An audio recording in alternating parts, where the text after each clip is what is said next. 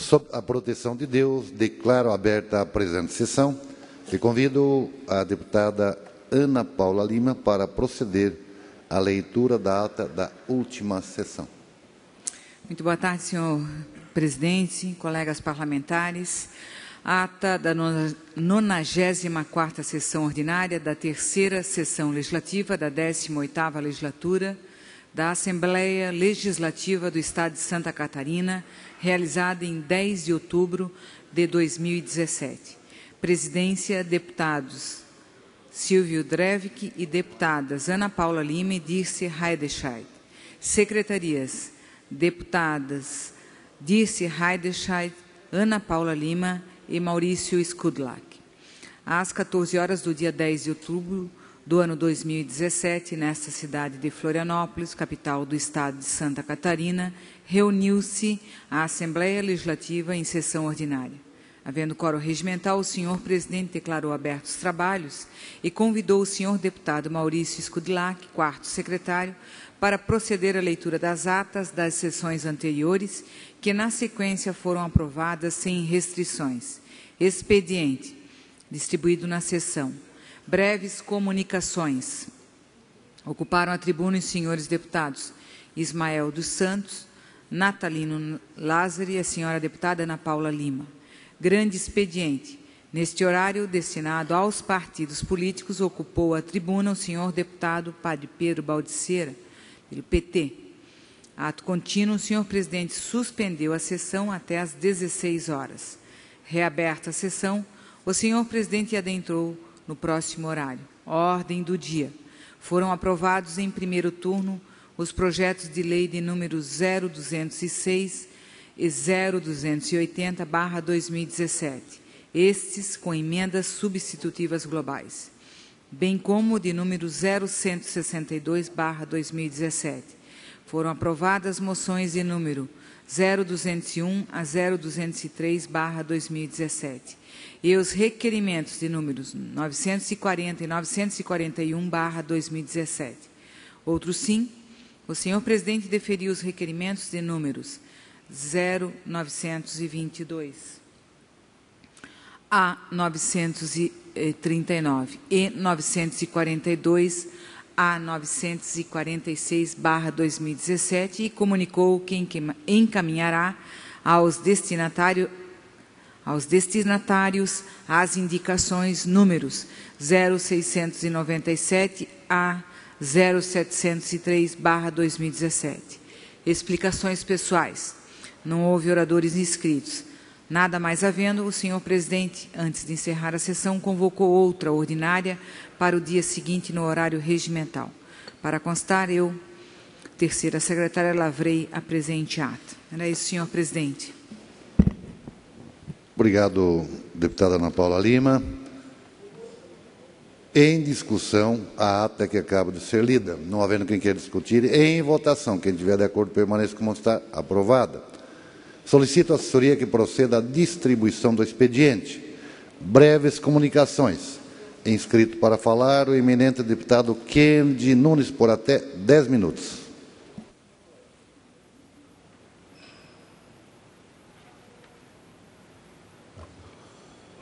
Senhor presidente, senhora deputada, senhores deputados, público que nos assistam pela TVA e pela Rádio Digital, aos catarinenses que estão aqui, muito obrigado pela presença de vocês. Hoje quero fazer uma manifestação de uma moção que apresentei nesta casa e que deve ser votada hoje, em repúdio ao artigo escrito na revista da semana passada, da revista Veja, pelo colega jornalista J.R. Guzzo, que no artigo ele fala sobre, deputado Nilson Gonçalves, sobre a fé evangélica, dizendo que esta gente incomoda. Um artigo cheio de preconceito e que para mim não é um artigo, é um ataque à democracia, à liberdade de culto, à liberdade de expressão, cheia de preconceitos, de raiva, de ódio, bem tipo de quem pode assinar um artigo como esse. A minha indignação e não trago só a minha própria indignação, mas de 1/3 dos brasileiros que professam uma fé evangélica protestante nesta nação, é contra algumas palavras que este cidadão escreve que a revista Veja publica como artigo. Vale lembrar que os articulistas de uma revista, eles têm liberdade de escrever aquilo que sentem, mas quando publicada, o veículo também o apoia. Ele chama os evangélicos de bobo, que é formado por gente tipo Moreno. Ele fala dos evangélicos como um horror crescente que faz mal a gente do bem do Brasil. Volto a dizer, o camarada aqui diz que os evangélicos é um horror crescente que faz mal a gente do bem do Brasil. Coloca que os evangélicos são retrógrados, reacionários, repressores, fascistas, inimigos da democracia. Falam como se nós evangélicos fôssemos um problema para a nação. E coloca no artigo, pena, está aqui,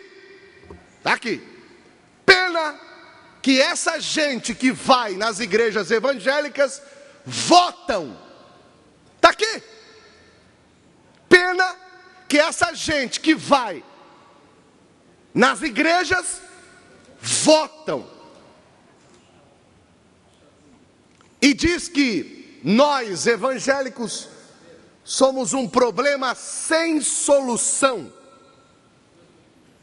E faz uma análise e comparativa que as cabeças corretas deste país, cabeças corretas, essa gente que acha que o evangélico e que as igrejas evangélicas são um horror, fazem mal à nação. Então as cabeças, ele se acha, né? Ele diz que as cabeças corretas desta nação deveriam ser igual a Nova York, que em vez de ir à igreja vão em teatros para assistirem orquestras sinfônicas.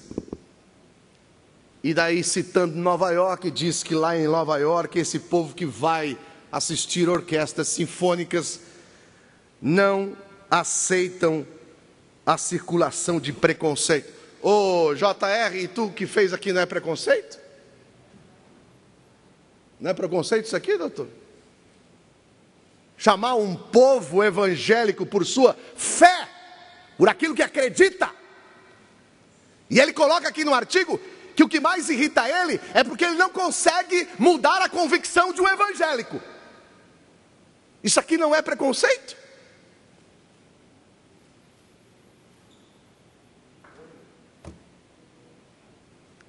A revista Veja, por exemplo, tem... Vamos lá. A revista Veja, que publica essa nota e particularmente é favorável a esse artigo que está aqui. Ô, revista Veja, vocês têm centro de recuperação que tira viciados da droga e coloca de volta à sociedade? A igreja evangélica tem. Vocês têm centro de idosos que cuida dos idosos abandonados? A igreja evangélica tem. Vocês por acaso têm escolas que cuidam de crianças porque o serviço público não consegue cuidar? A igreja evangélica tem.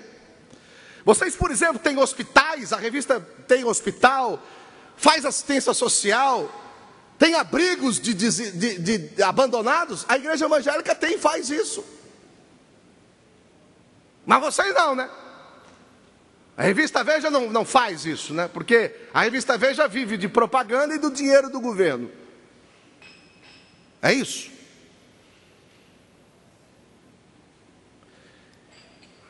É uma aberração o que está havendo nessa nação. O padre Melo, Fábio Melo, publicou ontem nas suas redes sociais que estamos vivendo uma esquizofrenia social.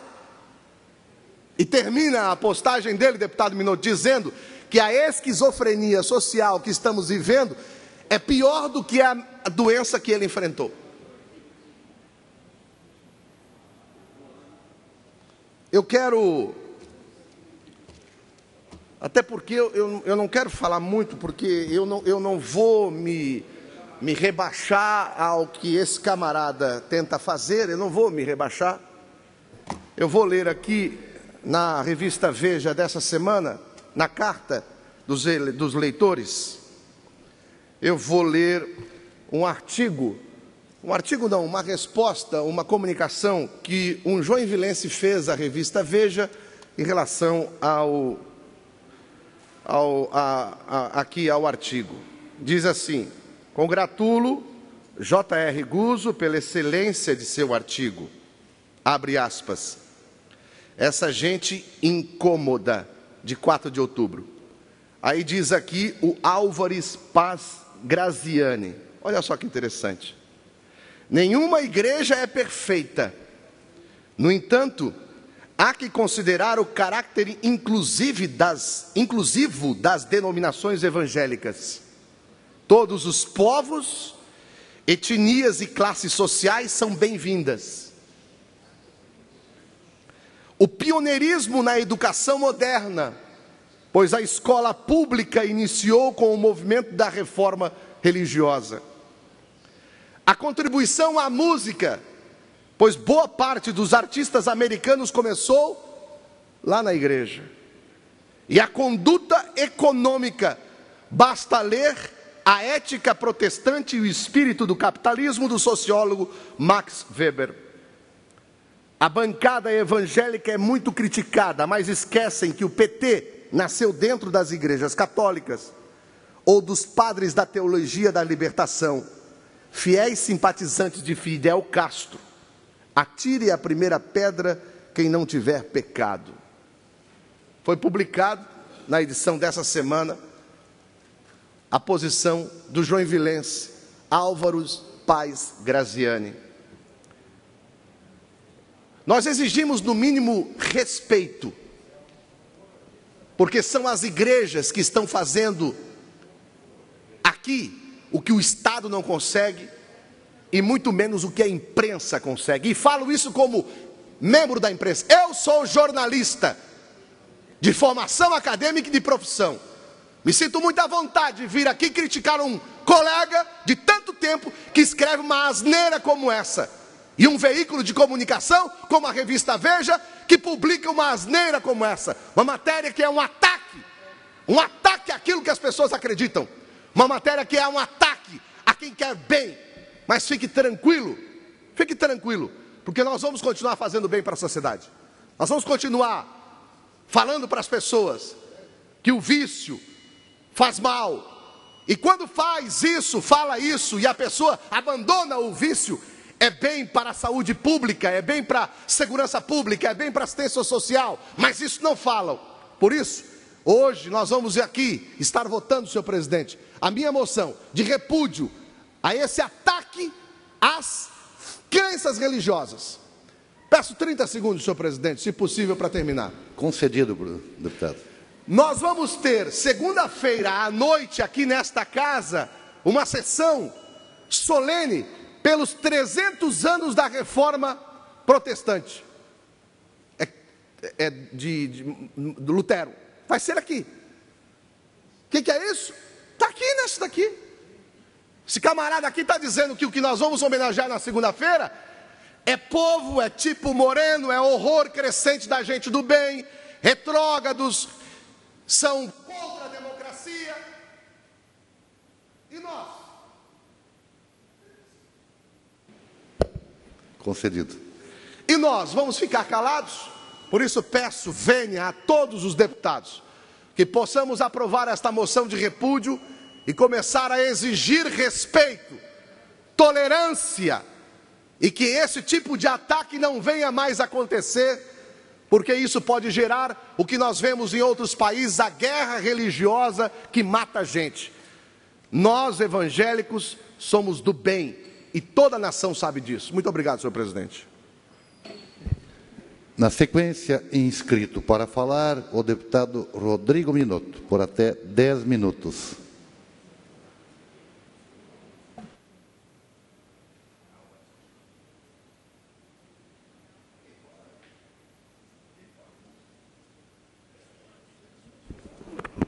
Boa tarde, senhor presidente. Boa tarde a todos os deputados e deputadas. Saudação a todos que nos acompanham pela TVAL. Quero aqui, estou vendo na galeria as rainhas, as princesas de São Martinho, junto com a primeira-dama, com o prefeito, vice-prefeito. É uma alegria poder estar conosco aqui também no dia de hoje. Mas, senhor presidente, no próximo domingo, dia 15 de outubro, nós comemoramos o Dia do Professor. Minha preocupação com a educação vem de longe. Sempre tive próximo de mim exemplos que mostraram o valor da educação na vida das pessoas. Ao entrar para o PDT, ampliei esse meu envolvimento com a escola e com o professor. A educação, como valor imprescindível na construção da cidadania e de uma vida mais digna e justa, sempre foi uma das principais bandeiras defendidas pelo meu partido. O PDT escreveu boa parte de sua história construindo escolas, valorizando os educadores e trabalhando para que a educação fosse a base para o desenvolvimento do nosso país.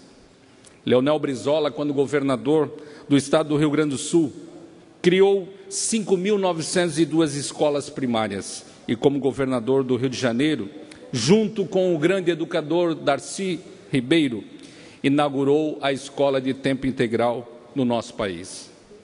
Precisamos inundar o país de consciências esclarecidas, dizia Brizola. Essa história me deixa à vontade para propor um olhar especial para as escolas catarinenses e os heróis e heroínas que os mantêm vivas e nos apontam caminhos de esperança. Os professores e as professoras. Foi no dia 15 de outubro de 1827 que Dom Pedro I primeiro baixou um decreto imperial consagrado à educadora Santa Teresa d'Ávila. Porém, somente em 1947 é que o Dia do Professor foi comemorado. Primeiramente, São Paulo, no ginásio Caetano de Campos, espalhando-se país afora, nos anos seguintes até ser oficializado pelo Decreto Federal número 52.682, de 15 de outubro de 1963, pelo então presidente João Goulart. Neste 15 de outubro, quero que os nossos professores e professoras recebam mais que mensagens bonitas no Facebook. Quero que recebam mais atenção. Quero que sejam mais valorizados. Quero que os problemas de suas escolas não sejam mais esquecidos sobre uma mesa da burocracia e que sejam resolvidos de uma vez. Quero uma sala de aula onde não chova sobre as crianças, uma quadra de esporte que não ofereça perigo para a integridade dos estudantes, um muro que não ameace cair a qualquer momento ou um telhado que desabe na cabeça dos alunos. É claro, quero professores respeitados e valorizados. Cá entre nós, não é pedir muito. É o professor que nos ensina que é possível acreditar nos sonhos. É o professor que nos faz criar circunstâncias e traçar nossos destinos. É o professor, na sua paixão ingovernável, que incentiva e instiga a cada nova descoberta. Ser professor, pois é ser tudo isso e muito mais. Ser professor é incondicionalmente protagonismo, esperança, compromisso e fé. Apesar dos recorrentes abusos em sala de aula, o professor resiste à luta. Luta e resiste, até porque imaginar uma escola sem professor é como imaginar uma sociedade sem escola. um partido sem políticos, um mar sem peixes ou um jardim sem flores. Tenho ido até as escolas, conversando com os professores e professoras. Tenho ouvido suas ideias e suas reivindicações com o objetivo de buscar as soluções. A partir de agora, pretendo ampliar esta ação. Criamos Vamos para a Escola. O Vamos para a Escola vai andar por várias regiões de Santa Catarina, visitando escolas estaduais e ouvindo os professores e professoras sobre a situação de cada instituição. Queremos pegar a informação direto com quem conhece a realidade. Queremos sugestões, queremos ouvir quem quase nunca é ouvido. Feito isto, queremos ser a voz deles e delas, junto ao governo estadual. O PDT entende que, em educação, vale a pena ir além do possível. É com a educação que se faz um grande Estado, um grande país. É com a educação que se melhora a vida das pessoas. Apesar de toda a sua coragem, resiliência, esforço e dedicação, o professor não recebe do poder público o reconhecimento profissional que merece. Quero externar aqui a minha mais completa solidariedade, o meu carinho, a minha admiração por este profissional tão injustiçado. Quero, finalmente, parabenizá-lo pelo seu dia a ser comemorado no próximo dia 15, domingo que vem, com um abraço fraterno e reforçar que o nosso mandato é porta-voz dos direitos dos professores, comungando com suas lutas cotidianas e permanentes por melhores escolas e salários mais dignos e justos. Era isso, senhor professor. Senhor presidente. Obrigado, deputado. Na sequência, inscrito para falar, o deputado César Valduga, por até 10 minutos.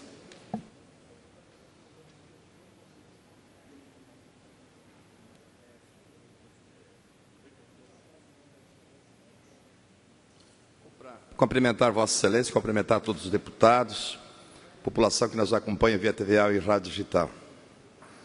Gostaria, senhor presidente, de iniciar meu pronunciamento saudando a nossa vitoriosa mobilização e também dos professores, deputado Ismael e professoras catarinenses, que conquistaram com o apoio desta casa. Aí fiquei muito feliz ontem quando nós conseguimos, deputado Ismael, numa reunião com os deputados, buscar um entendimento com o secretário da Educação do Estado de Santa Catarina, a revogação do ofício número 316/2017 da Secretaria de Estado da Educação, que alterava as normas para a distribuição de aula nas escolas catarinenses. O esforço coletivo, a amplitude no diálogo e a capacidade de diálogo são sempre o melhor caminho para avançar.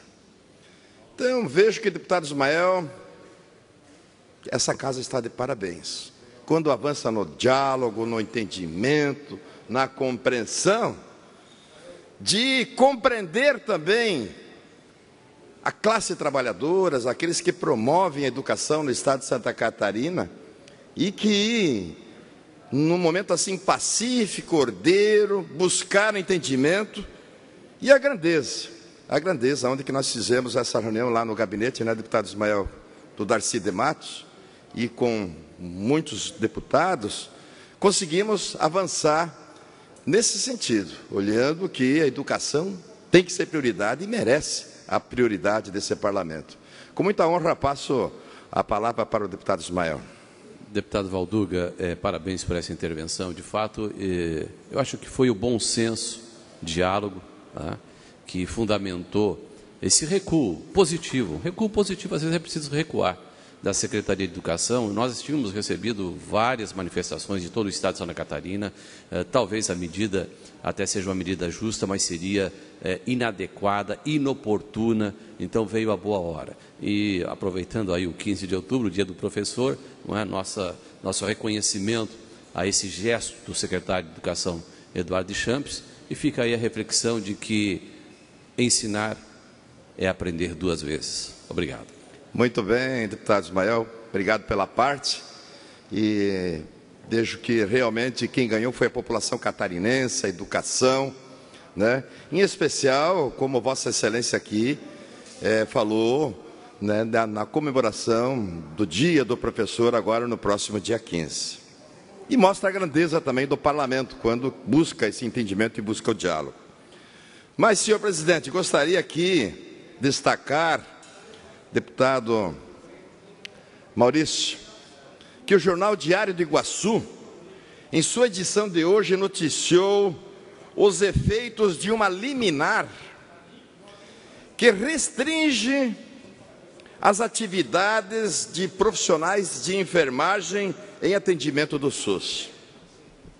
A liminar, concedida pelo juiz da 20ª Vara da Justiça Federal de Brasília, suspende a portaria 2488 de 2011 do deputado Dalmo, do Ministério da Saúde, que define a Política Nacional de Atenção Básica para a Estratégia de Saúde da Família e o Programa de Agentes Comunitários de Saúde, atingindo pacientes que buscam as unidades básicas de saúde.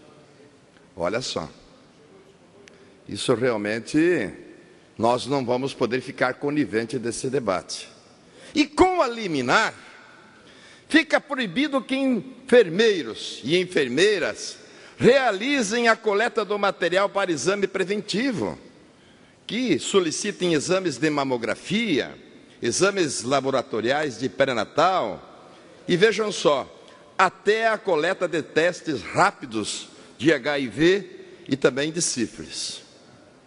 Estamos vivendo a campanha dedicada ao Outubro Rosa, que trata sobre a questão da prevenção e incentivo ao diagnóstico precoce de câncer de mama, ovários e de colo de útero. A Rede Feminina de Combate ao Câncer de Chapecó, por exemplo, intensifica suas atividades nesse mês. A rede realiza mensalmente mais de 800 exames, com foco no dia 21 próximo, onde esse número praticamente dobra. Com a liminar, essas atividades ficam profundamente comprometidas. Também os postos de saúde do município já deixaram de fazer exames. Desde que o município tomou a ciência da liminar, não ocorreram mais coletas de exame nos postos que antes eram realizados por profissionais de enfermagem. Ou seja, é tirar esse direito dos demais profissionais da área da saúde. Só nos postos de saúde de Chapecó, no mês passado, foram coletados 12.040 amostras para exames por enfermeiras. São 150 mil solicitações e coleta de exames anuais. E todo esse fluxo passa a ficar profundamente comprometido com a derrubada da portaria do Ministério da Saúde. Deputado Darcy. A ação foi movida, portanto, pela Comissão de Defesa ao ato médico do Conselho Federal de Medicina, mas não é unanimidade entre os profissionais da saúde. A Sociedade Brasileira de Medicina de Família e Comunidade, por exemplo, emitiu nota manifestando, senhor presidente, preocupação com os efeitos da sustação da normativa sobre a política de atenção básica à saúde no nosso país. Segundo informativo, a maioria dos países com sistemas de saúde universais, orientados por uma atenção primária forte e de qualidade, contam com a presença do profissional de enfermagem. Na Inglaterra, por exemplo, e Canadá, as enfermeiras prestam assistências aos problemas de saúde mais frequentes na atenção primária, com a alta qualidade da prestação e baixo custo de efetividade global. Então, nós estamos trabalhando numa política reversa a nível nacional. Não podemos conniver, deputado Dalmo, com essa situação, a partir de uma portaria, sem um debate com o Conselho Nacional de Medicina, sem um debate com o Conselho Estadual de Medicina, sabendo das dificuldades que a gente já enfrenta por falta de médicos, muitas vezes. Esse trabalho por suposto, é realizado de forma conjunta com o médico da família. Isso é importante, o médico acompanha. E, doutor Dalma, o senhor como médico sabe da importância, né, de um auxiliar em área de enfermagem, ou mesmo um enfermeiro, uma enfermeira, para poder diagnosticar e auxiliar os médicos, com o acompanhamento dos médicos. Então, nós precisamos otimizar esse trabalho, para que ele seja efetivamente positivo e que tenha resultados. No Brasil, há mais de 20 anos, o Ministério da Saúde publica diversos protocolos assistenciais para as estratégias da saúde da família, que orientam a prática assistencial prestada pelas diversas profissões, de forma conjunta, onde os médicos e enfermeiros fazem suas consultas e discutem, buscando as melhorias, as práticas para seus pacientes. São exemplos o cuidado materno-infantil, a atenção às pessoas com doenças crônicas, como hipertensão ou diabetes, e as doenças infecto-contagiosas, como tuberculose. Na estratégia da saúde, família, médico e enfermeiro, ambos tomam decisão dentro do seu escopo profissional, realizando procedimentos preliminares e terapêuticos de sua competência. E a sociedade brasileira, deputado Darcy, de medicina de família e comunidade, também alerta que o caminho da judicialização das profissões em saúde não tem proveito ao longo da sua história. Por isso, me manifesto então, senhoras e senhores, na defesa de um sistema único de saúde, ágil, prático, voltado mais para a prevenção que para o tratamento, e com a liberdade para que nossos enfermeiros e enfermeiras possam desempenhar suas funções em apoio à nobre e fundamental função dos profissionais da medicina, sempre em prol de um bem-estar que é a saúde da nossa população. Agora, não podemos aceitar uma política reversa, muitas vezes, que acontece na área da saúde, porque na gestão pública não cabe mais mentes cansadas. Precisamos de austeridade por parte das nossas autoridades. Então, venho fazer mais um minuto, senhor presidente.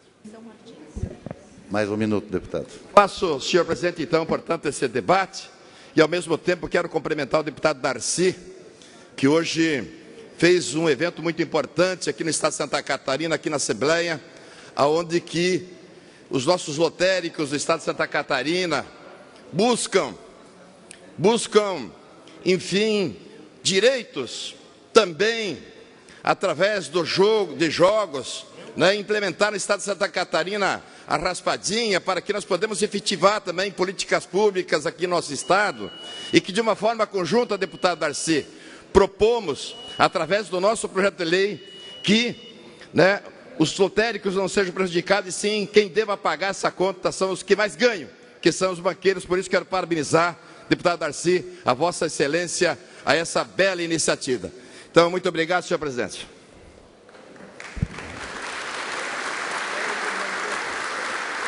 Na sequência, inscrito para falar, o deputado Dalmo Claro de Oliveira.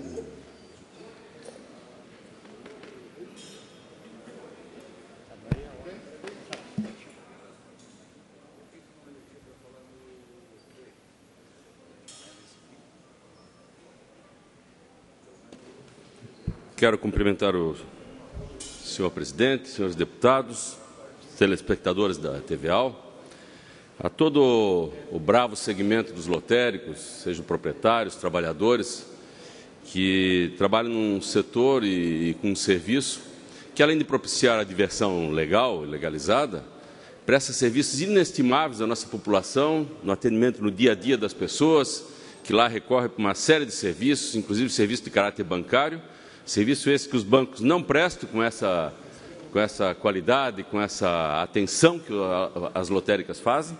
Então, eu cumprimento e desejo boa sorte nessa empreitada que hoje aqui vieram já anunciar nessa audiência pública.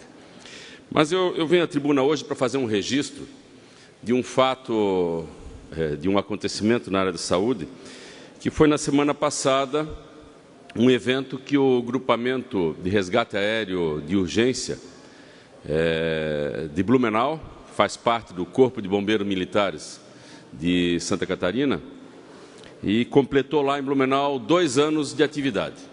Na verdade, esse serviço nasceu em 2010, aqui em Florianópolis, com um helicóptero alugado. E era uma parceria, como é até hoje, do Corpo de Bombeiros Militares com a Secretaria de Estado da Saúde, sendo que o Corpo de Bombeiros Militares operava e opera as aeronaves, com seu pessoal técnico de pilotagem, e a Secretaria de Estado da Saúde fornece as equipes médicas de enfermagem que compõem essa tripulação dessas aeronaves. Então, em 2010, foi fundado esse serviço, já tinha um embrião, um trabalho, uma preparação dos oficiais, e eu não me atreveria aqui a citar nome de tantos que foram, mas 2 deles, pelo menos, estavam lá presentes à cerimônia, que era o Coronel Oliveira, já na reserva remunerada, e o Coronel Edupércio Prats. E o serviço esse constitui de uma grandeza e de uma importância para a população, que só aqueles que, de alguma maneira, mais próximos, tiveram algum amigo, algum conhecido, um parente, socorrido pelo resgate aéreo, podem avaliar. O Serviço de Resgate Aéreo de Urgência do Corpo de Bombeiros Militares e Secretaria de Estado da Saúde compõe o Serviço de Atendimento Médico de Urgência, que é o SAMU, que tem as suas unidades terrestres de primeiro atendimento, as UTIs, e a parte aérea faz o resgate onde há necessidade de uma maior presteza, maior rapidez, e em lugares, às vezes, de acesso não possível por via terrestre. Em 2012, houve uma solicitação do Corpo de Bombeiros para a Secretaria de Estado da Saúde, à época que nós estávamos lá ocupando aquele cargo, e nós repassamos, descentralizamos para o Corpo de Bombeiros o valor de 2,5 milhões, que junto com mais algum recurso do Corpo de Bombeiros, mais cerca de 2 milhões, foi comprada uma aeronave própria do Corpo de Bombeiros. Isso em 2012, e essa aeronave sediada aqui em Florianópolis. Pois bem, o serviço já evoluiu de lá para cá. O Corpo de Bombeiros, então, de 2012 a 2017, conta agora com 2 helicópteros, um sediado aqui em Florianópolis e outro em Blumenau. E claro que há perspectivas de crescimento de outras aeronaves de asa rotatória para outras regiões do estado, e já conta com 2 aviões sediados aqui em Florianópolis, que faz um tipo de serviço um pouco diferente, que mais se destina ao transporte do paciente no serviço de atendimento médico de urgência. Só para os senhores terem uma ideia, naquele evento, tinha lá 3 pessoas que foram realmente resgatadas por aquele grupamento de resgate aéreo, que não fosse isso, não estariam vivas lá naquela cerimônia em que houve uma reaproximação, um reencontro daqueles que prestaram o serviço médico de enfermagem e tripulação do helicóptero, e que salvaram a vida de algumas pessoas. Uma criança de 7 anos da cidade de Itaió, um senhor que sofreu queimaduras severas em Brusque, e um jovem de 20 a 30 anos que sofreu um acidente de trânsito e que estava enclausurado num veículo, correndo o risco de uma explosão ou de algo assim.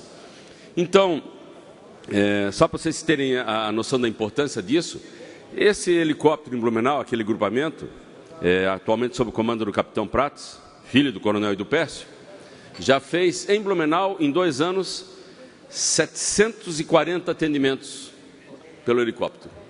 E todo o serviço de resgate aéreo, esse serviço comum de Corpo de Bombeiros e Secretaria de Estado da Saúde, em Santa Catarina, com a unidade aqui de Florianópolis e essa de Blumenau, em 7 anos, já fez 6.000 atendimentos, salvando vidas. E a localização dessas 2 aeronaves, em Joinville há esse serviço parcialmente prestado, não exatamente com nesse contexto todo de equipe médica e de enfermagem, mas é feito por um helicóptero da Polícia Militar, que é sediado em Joinville, que auxilia nesse resgate aéreo quando necessário. Mas, em Blumenau, o Médio Vale e o Alto Vale têm regiões de acesso pelo trânsito muito difícil, tendo em vista aquele congestionamento persistente e permanente na 470, numa obra de duplicação que anda muito lentamente, já deveria estar pronto, segundo promessas anteriores de vários governantes. E aqui na Grande Florianópolis, da mesma forma, seja na ilha, seja em algumas localidades, praias de mais difícil acesso, principalmente no verão, em que o helicóptero Arcanjo faz intervenções precisas, rápidas e salvando vidas. Para os senhores terem uma ideia, o IPEA fez uma avaliação em 2015, o Instituto de Pesquisa Econômica Aplicada, que avaliou que o custo de uma vida perdida, só em perda da produção dessa pessoa, seria de no mínimo R$400 mil por uma vida perdida. É claro que nós podemos considerar que isso é muito mais, se considerarmos, eventualmente, eles devem ter levado em conta algo como uma renda ou uma produção mais próxima de salário mínimo. Então, o custo hoje do resgate aéreo, bancado pelo Corpo de Bombeiros Militares e pela Secretaria de Estado da Saúde, é plenamente recuperado, compensado pelo número de vidas, deputado Sareta, que são salvas. Então, é um serviço extremamente importante, gratificante para quem ali está e para quem pôde e pode continuar providenciando. Muitas vezes, muitas pessoas se perguntam por que alguém hoje, no atual contexto do Brasil, da saúde do Brasil e mesmo do Estado de Santa Catarina, as dificuldades, e nós que fazemos parte da Comissão de Saúde sabemos muito bem disso, por que alguém aceita esse cargo de secretário de Saúde com todas essas dificuldades que são enfrentadas, como vem enfrentando o nosso companheiro agora, o cara preso lá na Secretaria de Estado de Saúde. Já temos aqui o deputado Coruja, que também lá esteve. E, na verdade, quando se tem, entre tantas outras coisas, uma gratificação como essa, de caráter pessoal, emocional, de salvar vidas através de um serviço bem montado, que funciona da maneira adequada, isso é a recompensa pelas atribulações, pelo trabalho do dia a dia. Então, quero aqui saudar este grupamento de resgate aéreo de urgência do Corpo de Bombeiros, parceria com o Secretário de Estado da Saúde, e que continue prestando esse belíssimo trabalho aí por Santa Catarina, por muito e muito tempo. Obrigado, senhores. Fim das breves comunicações. Vamos entrar no horário dos partidos. O primeiro partido a se manifestar é o PSD. Deputado Arcide Matos, com a palavra, porém, antes quero fazer o registro aqui da presença do presidente do Sindicato de Lotéricas de Santa Catarina, do presidente da Cooperativa de Lotéricas do Estado de Santa Catarina, juntamente com lotéricas de diversos municípios do Estado, na pessoa do senhor Gilmar Siquete. Obrigado pela presença de todos. Com a palavra, o deputado Darcy Matos. Por até 13 minutos. Senhor presidente, senhores deputados, deputadas, telespectadores da TVAL, ouvintes da Rádio Digital. Senhor presidente, hoje é um dia especial por muitos motivos, mas um dos motivos que nos dá a certeza de um dia especial para o Parlamento catarinense é exatamente a presença de mais de 300 catarinenses empresários do ramo lotérico, deputado Mota, do Sul, do Oeste, do Norte, da capital, enfim, de todos os rincões de Santa Catarina. Saúdo a todos, efusivamente, na pessoa do presidente Gilmar, que preside a Copersorte e os sindicatos dos lotéricos do Estado de Santa Catarina. Sejam todos bem-vindos. Eu quero, senhor presidente, com a sua permissão, e ainda no dia de hoje o presidente deseja, se o senhor permitir, uma audiência com Vossa Excelência para tratar do assunto que vamos explicitar aqui nessa tribuna, nesse momento. Acabamos de realizar uma audiência pública com a presença de dezenas de deputados estaduais, com a presença de representantes do setor produtivo de Santa Catarina e com a presença do emblemática, importante, fundamental do Ministério Público de Santa Catarina. No dia de hoje, senhor presidente, nós debatemos na audiência pública, e eu quero falar aqui nesse momento, sobre dois temas, que são relevantes para o segmento lotérico do Estado. Por que nós tratamos com tanto respeito, com tanto carinho, com tanta atenção os lotéricos? Porque os lotéricos são especiais. Porque os lotéricos, deputado Maurício e deputado Sareta, os lotéricos de Santa Catarina são um segmento empresarial que não somente buscam lucro. Os lucros são poucos, mas são um segmento que nas suas tarefas do dia a dia que são executadas, deputado Mota, os lotéricos cumprem um papel social. Onde é que está o papel social e de cidadania dos lotéricos? Está no atendimento na ponta, nos bairros, nos morros, no interior do estado, fazendo aquilo que os bancos não fazem, atendendo os pobres e os carentes do estado de Santa Catarina. E por isso, vocês merecem e têm o nosso respeito e o nosso apoio. Dito isso, eu quero me remeter ao primeiro assunto que envolve diretamente, e aí nós agradecemos o deputado Valduga. O deputado Valduga apresentou um projeto de lei que tramita nessa casa, que propunha que nós pudéssemos criar um mecanismo de dar segurança armada, com vigilância armada, nas lotéricas do estado, para proteger o catarinense, para proteger os trabalhadores, para proteger a todos. E isso é importante, deputado Valduga. Mas nós convencemos o deputado Valduga e ele, rapidamente, agilmente, elegantemente, já emendou o seu projeto para que essa segurança não seja bancada pelos lotéricos, porque os lotéricos não têm condições financeiras, não têm recurso, não têm lucro para isso, mas para que a segurança possa ser bancada pelo sistema financeiro de Santa Catarina e no Brasil, mais precisamente da Caixa Econômica. Então, deputado Valduga, o senhor está de parabéns pela mudança no seu projeto. Vamos lutar junto com Vossa Excelência pela segurança da população catarinense e dos trabalhadores nas lotéricas, mas que seja bancado pela Caixa Econômica e pelo sistema financeiro. Deputado Darcy, me concede de uma parte? Sim, pois não. Queria parabenizar a sua manifestação, cumprimentar. Infelizmente vou acabar sendo repetitivo, porque a gente estava junto na audiência pública e todos que nos assistem aqui hoje estavam lá, mas como a sessão está sendo televisionada, é muito importante, já que isso vai repercutir no estado inteiro. Eu sou amigo pessoal de duas vítimas, já porque as lotéricas, elas fazem um trabalho, um serviço social para a sociedade. O cidadão tem como pagar suas contas e os bancos estão fechando. Então é um acesso a mais que o cidadão tem para não se deslocar com um valor financeiro muito grande. Às vezes o banco fechou a agência e a lotérica presta esse serviço. E eu sou amigo pessoal, tanto do Juninho, que já teve arma apontada na cabeça, já teve tiro no seu carro ali no Pantanal, e também sou amigo pessoal desse dono de lotérica que essa semana repercutiu no Brasil inteiro, ali no Floripa Shopping, o Bernardo Serratini, o Bambam. E a Caixa Econômica, que ganha muito dinheiro, tem que dar essa contrapartida não para o dono da lotérica, para o cidadão que vai na lotérica fazer o seu pagamento diário.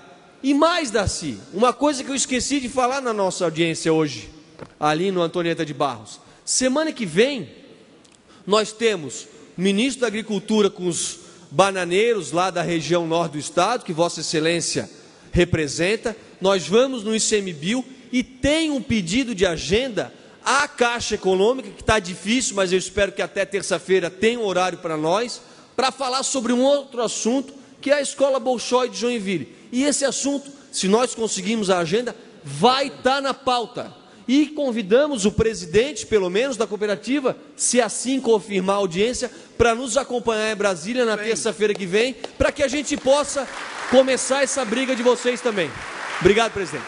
Obrigado, deputado. Eu faço mais uma observação rapidamente, já concedo a palavra aos eminentes deputados, afirmando que o outro assunto importante, talvez o mais importante, deputado Coruja, é exatamente a criação da Copersorte, uma cooperativa de trabalho que já está em pleno funcionamento, dentro da legislação, e essa cooperativa pretende implantar em Santa Catarina aquilo que já existe no Rio de Janeiro, São Paulo, Minas Gerais e no Mato Grosso.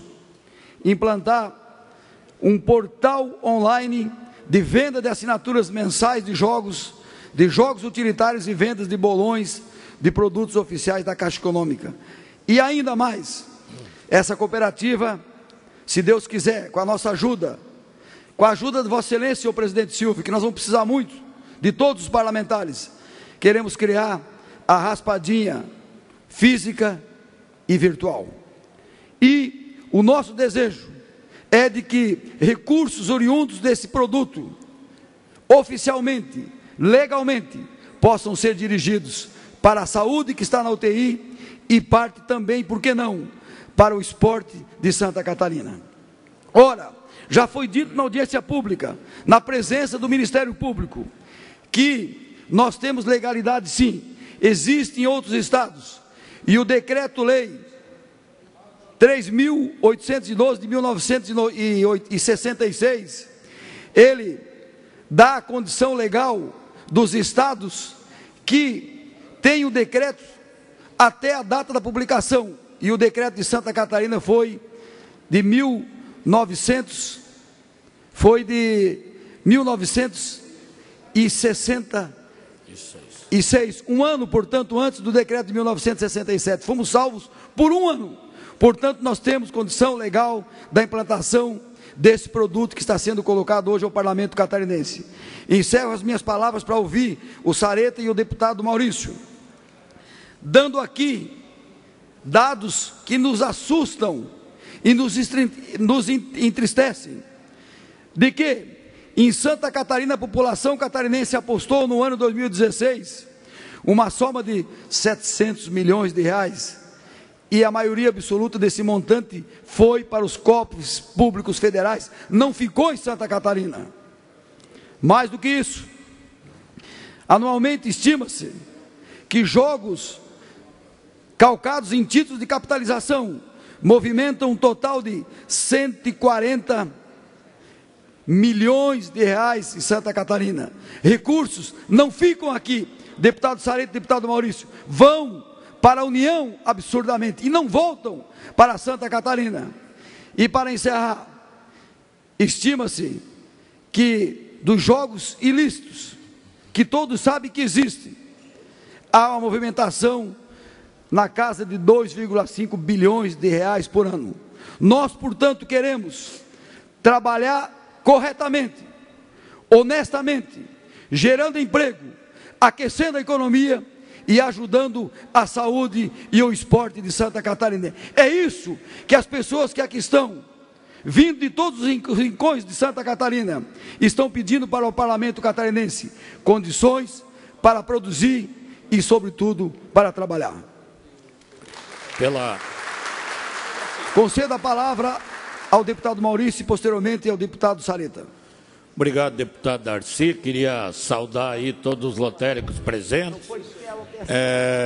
Dizer que no projeto que foi apresentado aí, na questão da segurança para os lotéricos, é injusto, porque não pode mais pôr ônus aos agentes lotéricos. Então, eu entendo, um reclamo do sindicato dos empresas e trabalhadores de segurança, que querem mais um espaço para trabalhar, mas não pode penalizar os lotéricos.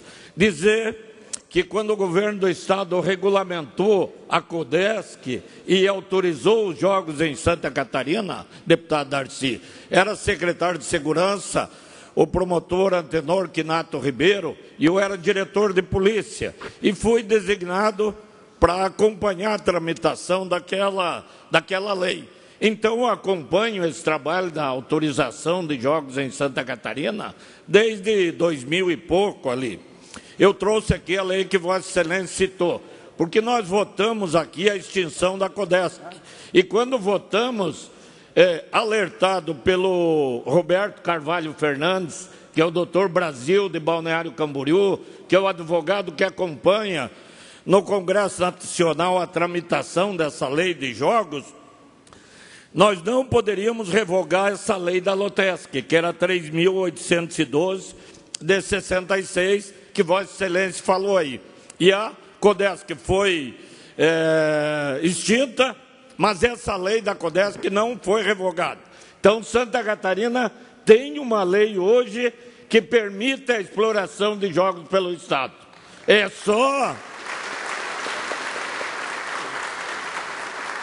só vontade política e decisão de governo, porque a Assembleia vai aprovar, nós vamos apoiar a criação, e são milhões que estão deixando de ser arrecadados pelo Estado e que poderia estar circulando aqui, estar com a nossa gente, aplicar na saúde e gerando renda para as empresas lotéricas, aí, os prestadores de serviço do nosso Estado. Tem um projeto de lei 18614 do senador Ciro Nogueira, que tem como relator o senador... Mais um minuto. Não dá para aumentar. Horário partido, deputado, lamento muito, a não ser que o deputado João conceda, porque agora é horário do Partido Progressista, do PL e do PSB. É 1 hora que é estabelecido pela lei. Se eu abrir para um partido, eu infelizmente não posso, a não ser que o deputado João conceda. Com a palavra, o deputado João Amin. Não concedo a palavra para o Sareta terminar. Senhor presidente, 30 segundos apenas para cumprimentar os lotéricos que estão aqui, cumprimentar o deputado Darcy de Matos pela sua brilhante intervenção, pela defesa da causa que está fazendo, e dizer a todos que eu quero ser aqui do plenário o primeiro deputado a colocar esse adesivo da saúde, porque nós temos que ter, sim, recursos extra, e o recurso dos jogos, das raspadinhas, colocar uma parte da saúde é importante, fundamental, para a gente ajudar a tirar a saúde dessa crise. Parabéns a vocês que estão encampando essa luta, e estamos juntos com vocês. Muito obrigado.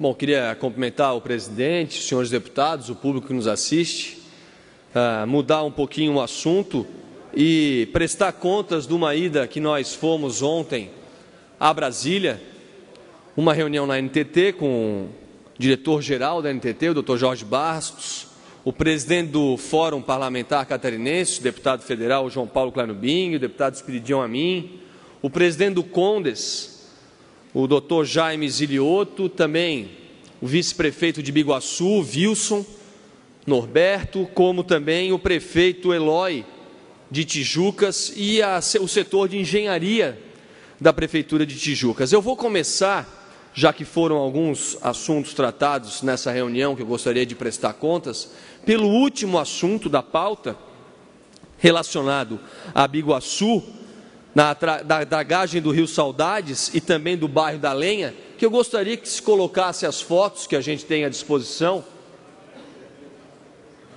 que foi o que aconteceu com uma chuva de 100 milímetros na última semana na cidade de Biguaçu, e esse transtorno à cidade, uma quase calamidade, já que nesse mês a média histórica é de 300 milímetros, com 100 milímetros, foi isso que aconteceu na cidade de Biguaçu, no bairro da Lenha.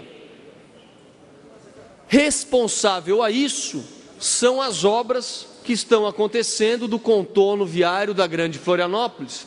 E a autopista já foi alertada pela Prefeitura que a obra está represando a água e a água está enchendo a residência de todo um bairro. Esse foi o assunto, um dos assuntos tratados, muito obrigado, um dos muitos assuntos tratados nessa reunião, que infelizmente faz com que a gente desanime cada vez mais a ir a Brasília. É um pouco incoerente, já que a gente tem na semana que vem uma outra agenda, na terça-feira, mas o assunto principal foi o contorno viário da Grande Florianópolis, que teve mais um adiamento agora oficial na sua conclusão. Agora o contorno viário da Grande Florianópolis está previsto para 30 de dezembro de 2020. uma obra que era para ser entregue em 2012. Foi postergado a 2017 e agora uma nova data final prometida tanto pela concessionária quanto pela agência reguladora. A Comissão de Transportes esteve fazendo uma vistoria em loco.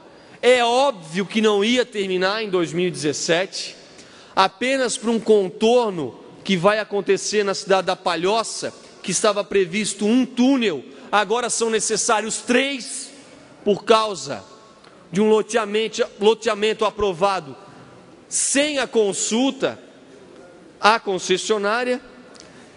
E para finalizar, o assunto que também nos provocou a ir lá foi que, motivado pelo deputado Altair Silva, nós tivemos uma audiência pública em Tijucas que teve para tratar sobre o acesso à cidade de Tijucas.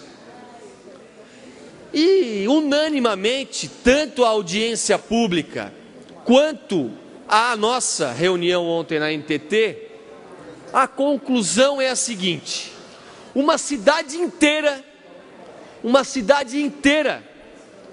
que é a cidade de Tijucas, está sendo prejudicada, não só no seu acesso da BR-101 à cidade, na sua ligação com Porto Belo, nas suas vias paralelas à BR, está sendo prejudicada, toda uma cidade prejudicada por causa de um outlet, uma construção privada prejudicando a cidade inteira, que no apagar das luzes da última gestão municipal em Tijucas, sem nenhuma consulta popular, foi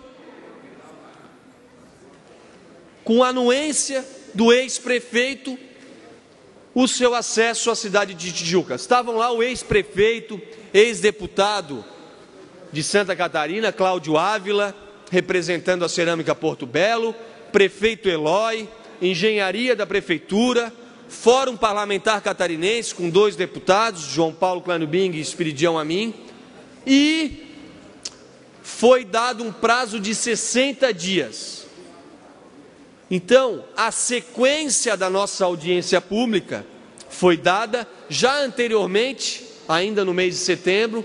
Ontem era para ter sido resolvido, não foi resolvido, e já está agendada para o dia 23 de outubro, uma audiência com a NTT aqui em Santa Catarina para, repito, acabar de uma vez por todas com o prejuízo que a cidade de Tijucas, também Nova Trento, também São João Batista está tendo por causa de um outlet, de um shopping, de uma construção privada prejudicando uma região inteira representada lá pelo prefeito Eloy. A gente espera que quem foi a favor dessa modificação contra a cidade de Tijucas, que foi feito muito estranhamente, esteja presente aqui também, porque no final de 2016 foi feito isso com anuências de parlamentares federais, concordâncias de parlamentares catarinenses, que não vão à cidade de Tijucas nem nas audiências públicas para falar que foram a favor dessa modificação. E também que o município de Porto Belo esteja presente para que a gente chegue num denominador comum e essa situação seja em definitivo resolvida para a população de Tijucas e de toda a região. Muito obrigado. O deputado Maurício não vai usar? Deputado Maurício. Eu estava tentando terminar rapidamente, presidente, porque o deputado Maurício iria usar a metade do tempo do bloco. Está retornando. Muito obrigado. Vai concluir o período. Agradecendo ao deputado João Amin, essa divisão do tempo aí, ele tinha esses temas aí tão importantes para abordar, mas só concluindo a questão ali, eu acredito que agora, com a entrada aí do deputado Darcy de Matos, que é líder do governo, né, possamos encaminhar. Santa Catarina efetivamente está perdendo muitos recursos por não estar explorando uma loteria estadual e sendo um dos poucos estados que tem uma lei anterior a 67 e que isso dá o direito de explorar. Então, nós temos 6 estados explorando essa questão e Santa Catarina está perdendo tempo, oportunidade de gerar recursos, riquezas e aplicar aqui na saúde. Já o Anderson Amorim ali, presidente do Simpol, que está aqui na Assembleia, disse que está com a elite do surf aí, já mandou um WhatsApp aí dizendo que queria uma parte para o esporte, mas isso é uma questão para o governo decidir.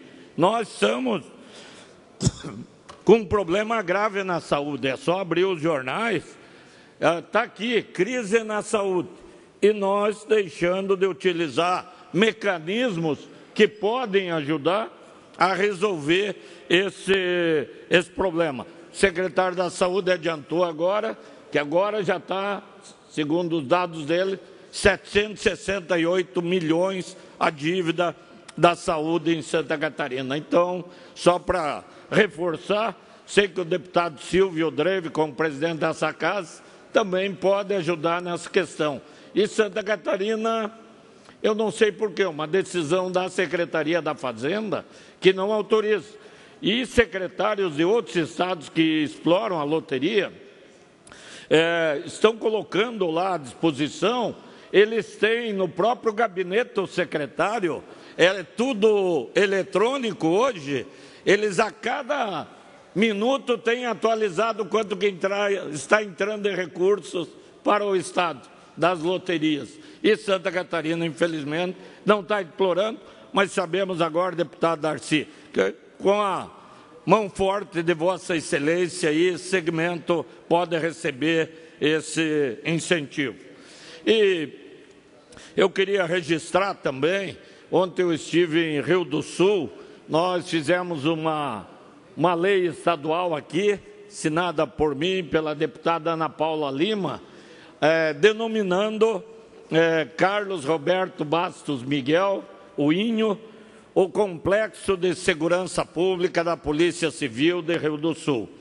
O INHO, Carlos Roberto Bastos Miguel, um policial que em 10 anos de carreira se destacou entre seus colegas, foi instrutor do SAER e membro do SAER, do Serviço Aerotático da Polícia Civil, estava trabalhando no SAER em Chapecó, era professor da Academia de Polícia Civil e, infelizmente, no dia 8 de setembro de 2015, veio a ser vítima de um acidente de trânsito quando via para a capital para dar as suas aulas como instrutor.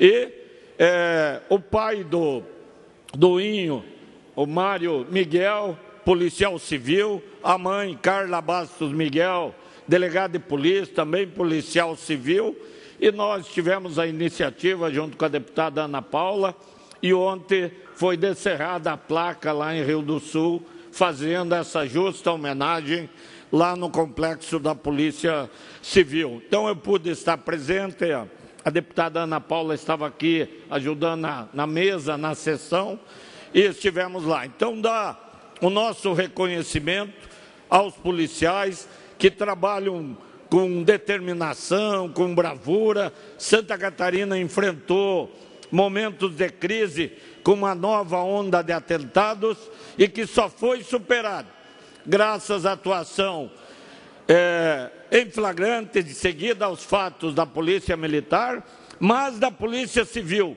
com mais de 100 prisões numa operação que tirou das ruas aqueles marginais que atingiam a nossa sociedade. Parabéns à Polícia Civil, parabéns Zinho, parabéns Rio do Sul.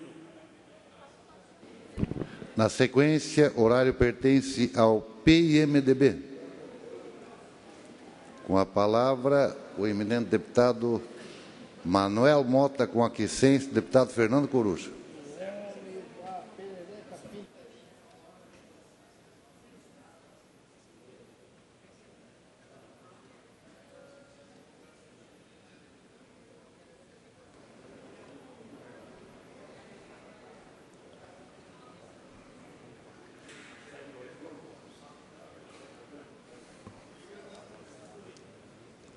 senhor presidente, senhoras deputadas, senhores deputados, tem um óculos aqui muito bonito, eu gostaria do dono do óculos que viesse aqui apanhar, porque em mim não cabe.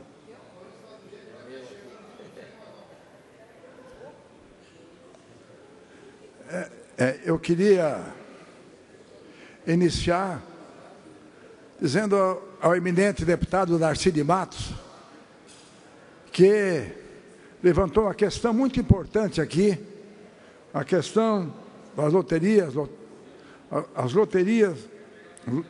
lotéricas de Santa Catarina, que prestam um relevante serviço e que faturam muito pouco, quem ganha é a Caixa Econômica Federal, e que acabam bancando os problemas, né? E que aí precisa de segurança, mas não tem como pagar. Eu acho que a solidariedade é preciso dessa casa. Eu quero cumprimentar a Vossa Excelência, que levanta essas questões sociais importantes, e aí pode contar conosco, que estaremos juntos, com certeza, para que possamos dar tranquilidade, segurança e tranquilidade a esses heróis que trabalham além do limite para ajudar a sociedade. Porque não pode ir no banco, mas as lotéricas estão ainda lá para receber, né, essas questões que a gente vai lá pagar, e é importante para todos os catarinenses. E por isso é preciso ter uma retaguarda, e eu acho que essa casa é importante, e Vossa Excelência levantou uma questão fundamental. Por isso, parabéns, deputado Darcy, conte conosco, conte com a nossa solidariedade. Eu queria, senhor presidente, dizer que o Sul vive um problema muito difícil. Estou voltando aqui mais uma vez, porque é uma situação quase desesperadora. A JBS, até o dia 30, fecha uma unidade em Morro Grande, com quase 800 empregos diretos, 1.300 indiretos, 140 agregados, e esses agregados, a JBS pediu que eles investissem para produzir mais frango, e eles foram aos bancos, buscaram recursos, deram os seus terrenos em garantia, e agora a JBS deu até o dia 30 para fechar aquela unidade. Como vai ficar o município de Morro Grande, que 80% do município, a arrecadação é dessa unidade? E como vai ficar esses proprietários que investiram e que agora, não tendo para quem vender, vai quebrar? E o banco, quando faz um financiamento, pega o terreno em garantia, meu caro presidente. Como é que vai ficar? Eles vão perder, vai para o leilão, as suas propriedades, e as famílias, onde é que vão morar? O que vai acontecer? E todo mundo sabe que foi comprado com dinheiro público, dinheiro do Fundo de Pensão, dinheiro da Caixa Econômica Federal, dinheiro do BNDES. Foi feita a compra da Tramonto, no Morro Grande, da unidade de Nova Veneza, Agrovendos, da unidade de Forquilinha. E se fechar Morro Grande, vai ser um efeito dominó. Depois é Nova Veneza, e depois será Forquilinha. Mais de 4.000 empregos diretos, aproximadamente 10.000 empregos indiretos, vai arrebentar a região sul. E aí, o que é que vai acontecer? Aí passa a ser um desespero total. E ontem, depois de tantas reuniões que fizemos lá no sul, buscando alternativa daqui e dali, foi a São Paulo, o grupo da Tramonto resolveu vender. Achava que não apareciam investidores. Apareceram os investidores. Pediram 60 milhões, porque era para não vender. Apareceram os investidores que daria os 60 milhões. Eles pediram uns dias para resolver essa questão. E quando resolveram, passaram para 120 milhões. Por quê? Porque não querem vender. Eles querem fechar, transformar no monopólio, para que o frango, menos frango, mais valor, ganhar dinheiro do povo. E aí o resto, eles não estão dando bola, porque 40% é dinheiro público, e não é 40%. Lá quem construiu a unidade foi a prefeitura. Quem fez a estrada e a entrada dentro da unidade foi o Estado. Então chega a 60% de dinheiro público. E como vai ficar? E como vai ficar? E depois de muita luta, foi o Eduardo Pinho Moreira, vice-governador, foi ao Ministério da Agricultura tentar uma negociação. Também não deu certo. Ontem, nós tivemos com a equipe do governo, buscando alguma alternativa. Alternativa jurídica, alternativa técnica. E segunda-feira, às 1h30, vamos se reunir de novo. Por quê? Porque não dá para admitir que um grupo, se dá prejuízo, vende. Tem os compradores e não querem vender. Por que não querem vender? Então eu acho que uma ação judicial é o caminho. É o caminho para que eles não possam fechar, porque ali não tem só dinheiro deles, 60% é dinheiro público, e Vossa Excelência, que é um jurista, sabe perfeitamente que o dinheiro público tem que ser respeitado, e essa empresa não respeita o dinheiro público. E aí a população está desesperada da região, porque sabe o que é que significa essa empresa. Compraram aquilo que estava produzindo, e agora, depois de comprar, querem fechar.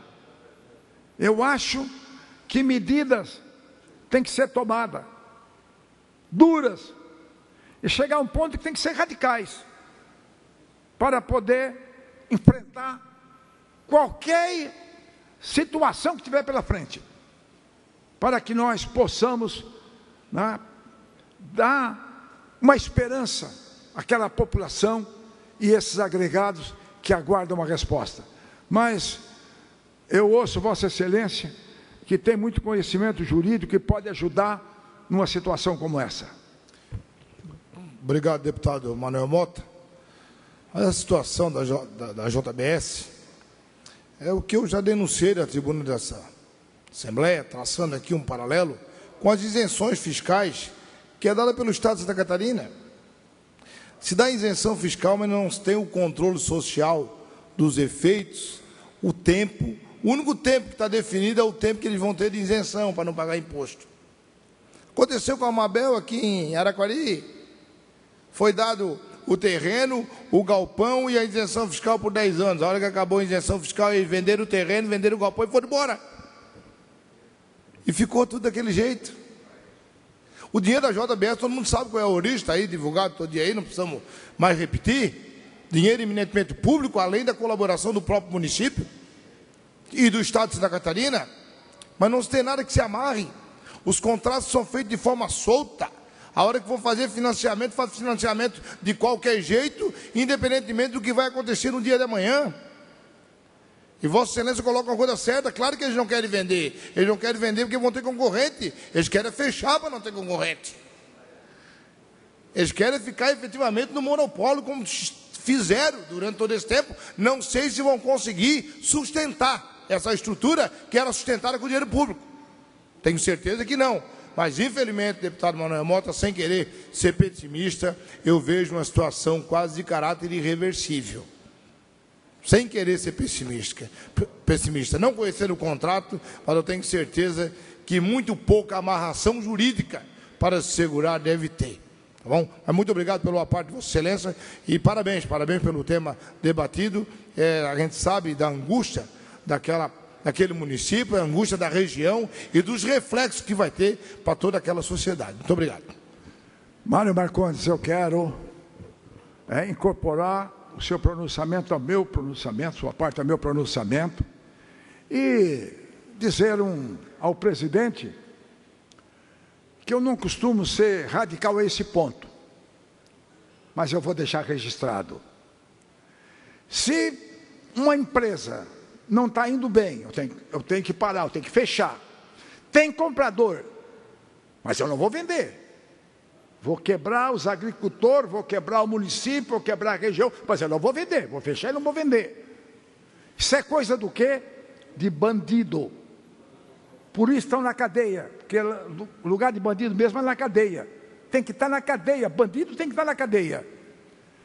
Mas nós temos alguns caminhos, e um dos caminhos é jurídico.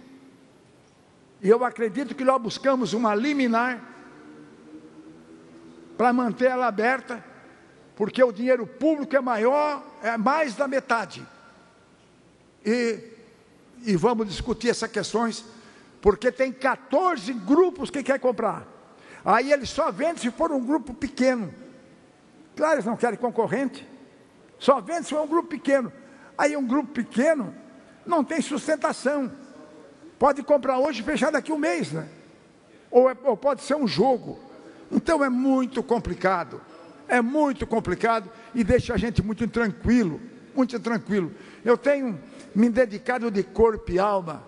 São 15 prefeitos da minha região, onde tinha 14 prefeitos, 14 vice-prefeitos, todos presidentes de Câmara, todos solidários, porque vai ser um efeito terrível para a região. E aí, se esse desastre acontecer no Vale do Araranguá, vai chegar na REC, vai chegar em Forquilinha, vai chegar lá em Nova Veneza, e vai arrebentar a região sul do estado. Mas eu ouço com muita honra Kennedy Nunes, deputado inteligente, que com certeza vem ajudar a contribuir num processo, numa situação como essa, uma questão social tão importante como essa. Deputado Mota, eu quero parabenizar Vossa Excelência por estar tratando de um assunto tão sério como esse, lá da região. E me lembrei, deputado Silvio, Vossa Excelência também acompanhou do que aconteceu lá em Joinville, deputado Dalmo, com a nossa Buscar. Foi algo parecido assim também. Eles fizeram de tudo para quebrar a Buscar e agora, depois de algum tempo, eles estão tentando retomar a Buscar, aquela empresa que fazia as carrocerias de ônibus.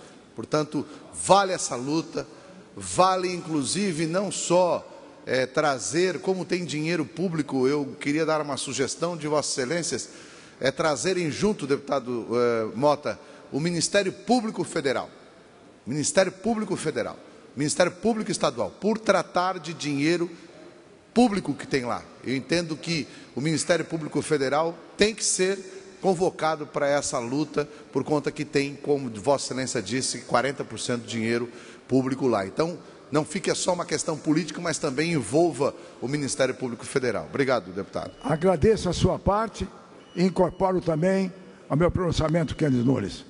Mas eu queria aqui também,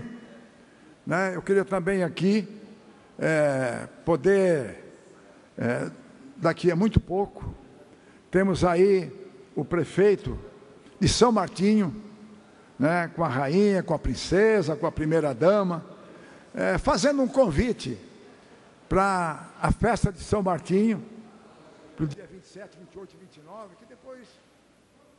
Mais 30 segundos. Horário de partido. É horário de partido, não posso conceder, a não ser que o PSDB conceda, eu não posso. Com a palavra, o PSDB, segundo o deputado Mário, não abre mão do horário.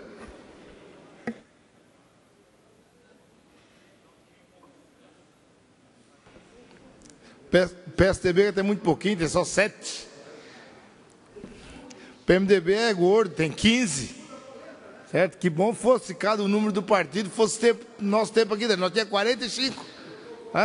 55, 45, opa, eu estava feito aqui. Senhor presidente, senhores ouvintes da TVA, Rádio L, aproveita aqui o momento, tendo em vista, apesar da retirada já do pessoal aqui das lotéricas, mas é um assunto que há muito tempo eu fui procurado, não por o assunto da cooperativa e tal, mas primeiro pela carga de responsabilidade financeira repassada pela Caixa Econômica Federal às lotéricas. Segurança, as exigências de um estilo agência bancária, que apesar de fazer financiamento, mas cobre com juro, o valor das autenticações, mas principalmente a falta de lotéricas em muitos bairros de grande população, de um atendimento tão ruim, por ter uma casa lotérica só para atender, por exemplo, daqui no bairro Forquilinha, em São José, nós temos uma casa lotérica que atende praticamente 45 mil pessoas. Ou seja, que a Caixa Econômica Federal veio exigir tanto e pagar tão pouco que ela permitisse também a abertura de processos licitatórios de concessões para mais casas lotéricas. E que os próprios municípios também se organizassem para que em cada grandes loteamentos aprovados, e tiro aqui por São José, que é onde cada loteamento virou um bairro, que tivesse um espaço destinado e que tivesse a possibilidade de se abrir uma casa lotérica, evitando que as pessoas tivessem que sair do seu bairro para ir até em outro bairro para pagar uma conta, tivesse que ir para dentro de uma agência bancária, que hoje as agências bancárias hoje não tem mais a pessoalidade de atendimento, é tudo por máquina, ou você sabe mexer nas maquininhas, então você não consegue fazer nenhum pagamento dentro de uma agência bancária hoje, porque no caixa hoje não cobro mais absolutamente nada. Nada, ou vai lá no caixinha lá e botando o código de barra, ou então não consegue, nem todas as pessoas têm esse conhecimento tecnológico. Principalmente as pessoas de mais idade que não pegaram toda essa evolução tecnológica que vivemos hoje. Então, o movimento dos lotéricos, eu acho que eles têm que partir não só da situação dos jogos também, mas eu vejo que a estruturação das casas lotéricas, pelo trabalho que é realizado para a sociedade, fazendo o trabalho da Caixa Econômica Federal, em todos os sentidos, eles deveriam ter uma valorização melhor e uma remuneração melhor, principalmente no que diz respeito ao valor das autenticações, que é muito pequeno, é coisa de centavos, para se manter aquilo, que daí tem que manter segurança, está ali, o que aconteceu foi a semana, né? Foi a semana que aconteceu aqui no shopping. Ou seja, se não tiver segurança, como é que vai ter uma casa lotérica aberta? Aquela ali era dentro do shopping. Imagina aquela lá no bairrozinho lá, escondidinho lá, que não tem a mínima segurança, que se tiver que chamar uma viatura, a viatura vai aparecer depois de uma hora. Então, vejo e parabenizar aqui o deputado Darcy pela iniciativa, pela discussão, mas isso eu acho que tem que ir um pouquinho além. Mas como o Brasil é o país que parece estar sempre na contramão, nós aqui, falando hoje aqui de casa lotérica, eu estava ali e estava pensando, estamos aí na iminência de voltar os jogos, os cassinos, as caça-níqueis, no Brasil. E em Santa Catarina, extinguimos a CODESC, que tinha essa responsabilidade. As coisas, eu digo que é na contramão, porque ao mesmo tempo também que se fala em vamos fazer regularização fundiária no Brasil, e em Santa Catarina se extingue a Coab. Ou seja, a gente não faz nada para o negócio, parece para andar, né? E ao mesmo tempo a gente olha todo dia na televisão, tem a propaganda da Trimania, dizendo que está dando X mil para a Federação Catarinense de Basquete e prestação de conta que é bom, NECA. Será que está indo mesmo? E quero ir até um pouquinho mais longe aqui, eu fui dono de bingo.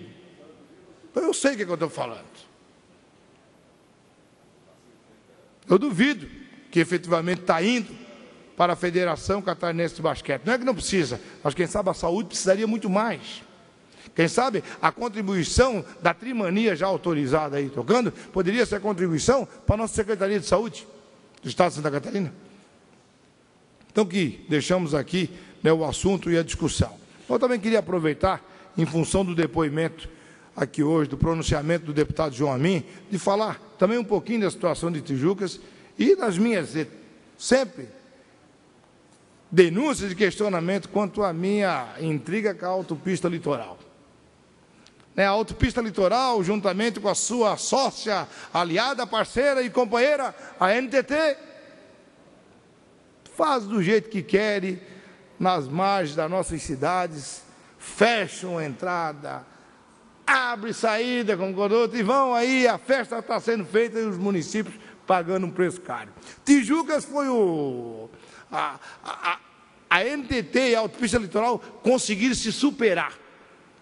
Ali eles se superaram. Tijucas eles se superaram, que é um reflexo para todo o Vale do Rio Tijucas.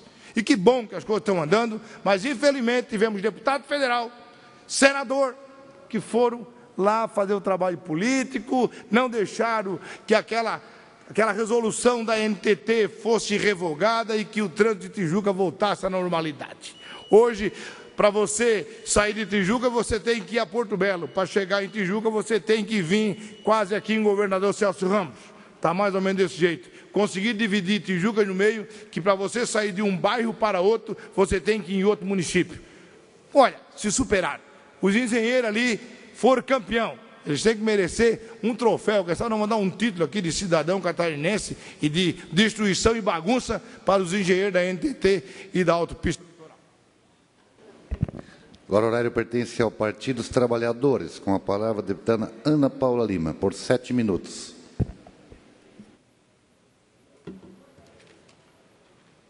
Muito obrigada, senhor presidente, colegas parlamentares. Utilizando o horário destinado ao Partido dos Trabalhadores, primeiramente faço um convite que na próxima segunda-feira, deputado líder Dirceu Dresch, o Partido dos Trabalhadores e a Fundação Perseu Abramo lançam em Santa Catarina a plataforma digital Brasil que o Povo Quer. O evento vai acontecer nessa Casa de Leis, às 9 horas da manhã, no plenarinho, aqui da LESC. Essa é uma iniciativa pioneira entre os partidos políticos do nosso país e tem como objetivo elaborar uma estratégia para o futuro do país, ouvindo lideranças políticas, a comunidade organizada, cada cidadão é de extrema importância que também se manifeste, e o lançamento, então, vai acontecer nessa Casa de Leis na próxima segunda-feira. Mas a minha vinda aqui, além desse convite, senhores parlamentares, é relembrar esse patinho amarelo aqui. Esse patinho, deputado Dirceu, que todo mundo conheceu na Avenida Paulista, um plágio de um artista holandês, colocado lá pelos nossos empresários, eu acho, mas eu acho que o povo brasileiro está se sentindo, né, também enganado desse processo que aconteceu no nosso país no ano, vai fazer quase 2 anos. Vejam bem, esse patinho na rua, o que aconteceu desde que tiraram uma presidenta honesta do governo do nosso país? Vamos ver. Volume dos impostos pagos pelo povo brasileiro cresce 8% em um ano. O governo já prepara um novo aumento de impostos, agora que torrou bilhões para comprar parlamentares, esse presidente que está aí, ele quer fazer, o Ministério da Fazenda já está pensando aumentar as alíquotas do PIS/COFINS para compensar as perdas da arrecadação. Relatório ontem do deputado Bonifácio deu mais do que o Temer encomendou. Todo mundo tinha uma expectativa que o relatório seria contra o presidente, mas o deputado Tucano absolveu mais uma vez, não acatando as denúncias. Temer compra os parlamentares. É tudo que o governo quer aprovado naquela casa de leis.